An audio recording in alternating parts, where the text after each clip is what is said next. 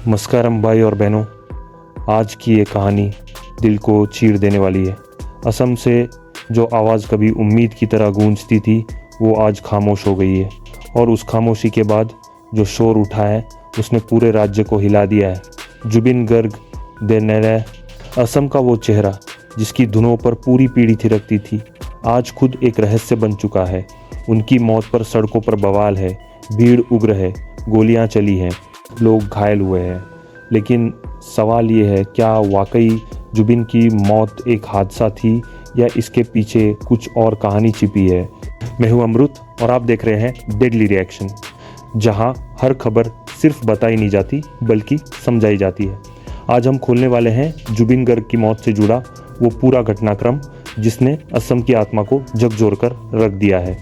दोस्तों, कहानी शुरू होती है रविवार 12 अक्टूबर की शाम से। गुवाहाटी के शांत इलाके कृष्णा नगर में अचानक अफरा तफरी मच जाती है। बताया जाता है कि रात करीब 8:45 बजे जुबिन गर्ग को सीने में दर्द की शिकायत होती है। परिवार तुरंत उन्हें अपोलो हॉस्पिटल्स गुवाहाटी ले जाता है। वहाँ डॉक्टर डॉ अरुणब डे और उनकी टीम उन्हें बचाने की कोशिश करती है। लगभग 25 मिनट की रिससिटेशन के बाद रात 9-10 बजे डॉक्टरों ने घोषणा की, ही इज़ नो मोर। जैसे ही ये खबर बाहर आई, पूरे असम में मातम छा गया। सोशल मीडिया पर Zubeen forever, justice for Zubeen जैसे हैशटैग ट्रेंड करने लगे। लाखों लोग यकीन नहीं कर पा रहे थे कि वो कलाकार जो कुछ घंटे पहले तक इंस्टाग्राम लाइव पर अपने नए गाने का जिक्र कर रहा था, अब इस दुनिया में नहीं रहा। लेकिन कहानी यहीं ख़त्म नहीं हुई। अगले ही घंटे से इस मौत के पीछे के सच को लेकर अफवाहों का तूफान उठ खड़ा हुआ। कुछ लोगों ने दावा किया कि जुबिन को बीते कुछ दिनों से पॉलिटिकल प्रेशर झेलना पड़ रहा था। एक वायरल व्हाट्सएप ऑडियो में वो कहते सुनाई दिए, कुछ लोग चाहते हैं कि मैं चुप रहूं, लेकिन मैं चुप नहीं रहूंगा। ये ऑडियो क्लिप्स इतनी तेज़ी से फैले कि पुलिस को सोमवार सुबह 3:00 बजे ही सोशल मीडिया सेल को एक्टिव करना पड़ा। अब आते हैं उस हिस्से पर जहां से कहानी हिंसा में बदल गई। सोमवार दोपहर तक जुबिन के फैंस बक्सा जिले में सड़कों पर उतर आए। ये शांत मोर्चा था, मोमबत्तियां, पोस्टर, आंसू और नारों से भरा। लेकिन करीब शाम 5:20 बजे भीड़ के एक हिस्से ने अचानक नारेबाजी को आक्रोश में बदल दिया। वी वॉन्ट जस्टिस के बीच पुलिस और प्रदर्शनकारियों के बीच धक्का मुक्की शुरू हो गई। अगले ही पल हालात बेकाबू हो गए। करीब 6:10 बजे भीड़ ने पुलिस जीप पर पत्थर फेंके और जवाब में पुलिस ने पहले लाठीचार्ज किया, फिर 3 राउंड फायरिंग की। प्रत्यक्षदर्शियों के मुताबिक 6 से 8 लोगों को गोली लगी, जिनमें 2 छात्र रिकी बोरा और सुशांत दत्ता गंभीर रूप से घायल हैं। स्थानीय अस्पताल के रिकॉर्ड में इन नामों की पुष्टि भी हो चुकी है। बक्सा के डीसी अनंत लोहिया ने रात 7 बजे प्रेस कॉन्फ्रेंस में कहा, स्थिति नियंत्रण में है, लेकिन कुछ असामाजिक तत्वों ने माहौल बिगाड़ा। दूसरी ओर प्रदर्शनकारियों का आरोप है कि पुलिस ने बिना चेतावनी फायरिंग की। सवाल उठता है, अगर ये शांति मार्च था तो गोलियां क्यों चलीं और किसने पहले हमला किया? अगली सुबह यानी मंगलवार 14 अक्टूबर गुवाहाटी से लेकर कोकराझार तक पूरे ब्रह्मपुत्र वैली में प्रदर्शन फैल गया। कई जगह सड़कों पर टायर जलाए गए, रेलवे ट्रैक जाम हुए और कई जगहों पर स्थानीय नेताओं के घरों पर पथराव तक हुआ। पुलिस को मजबूरन धारा 144 लागू करनी पड़ी और 72 घंटे के लिए इंटरनेट सेवाएं निलंबित कर दी गईं। अब बात करते हैं उस रहस्यमय रिकॉर्डिंग की जिसने इस पूरे मामले को नया मोड़ दे दिया है। एक वायरल वीडियो क्लिप में जुबिन के पुराने मैनेजर प्रणय बोरा ये दावा करते नजर आते हैं कि जुबिन पिछले 2 हफ्तों से गहरे तनाव में थे। उन्हें किसी कार में राजनीतिक प्रोजेक्ट में शामिल होने का दबाव दिया जा रहा था, जिसे वो मना कर चुके थे। ये बयान सामने आते ही विपक्षी दलों ने सरकार पर हमला बोल दिया। कांग्रेस नेता देबब्रत सैकिया ने ट्वीट किया, अगर जुबिन पर राजनीतिक दबाव था तो यह सिर्फ मौत नहीं, एक चेतावनी है कि असम में कलाकार अब सुरक्षित नहीं है। वहीं भाजपा प्रवक्ता रंजीत दास ने पलटवार करते हुए कहा, ये विपक्ष की साजिश है ताकि राज्य की शांति भंग हो। अब सोचिए, एक तरफ लोग जुबिन के लिए न्याय मांग रहे हैं, दूसरी तरफ उनकी मौत राजनीति का मुद्दा बन चुकी है। क्या ये गुस्सा सच्चे दुख से उपजा है या किसी ने इसे हवा दी है? कानूनी प्रक्रिया की बात करें तो असम पुलिस ने इस केस को अननेचुरल डेथ CRPC 174 के तहत दर्ज किया है। गुवाहाटी मेडिकल कॉलेज की टीम ने सोमवार को पोस्टमार्टम किया, जिसकी रिपोर्ट के अनुसार मौत का प्राथमिक कारण मायोकार्डियल इन्फॉर्क्शन यानी हार्ट अटैक बताया गया है। लेकिन रिपोर्ट के दूसरे पेज में एक लाइन है, further analysis required to rule out external chemical cause. यानी डॉक्टर अभी ये नहीं कह रहे कि जुबिन की मौत में कोई बाहरी तत्व नहीं था। इस लाइन ने शक को और गहरा कर दिया है।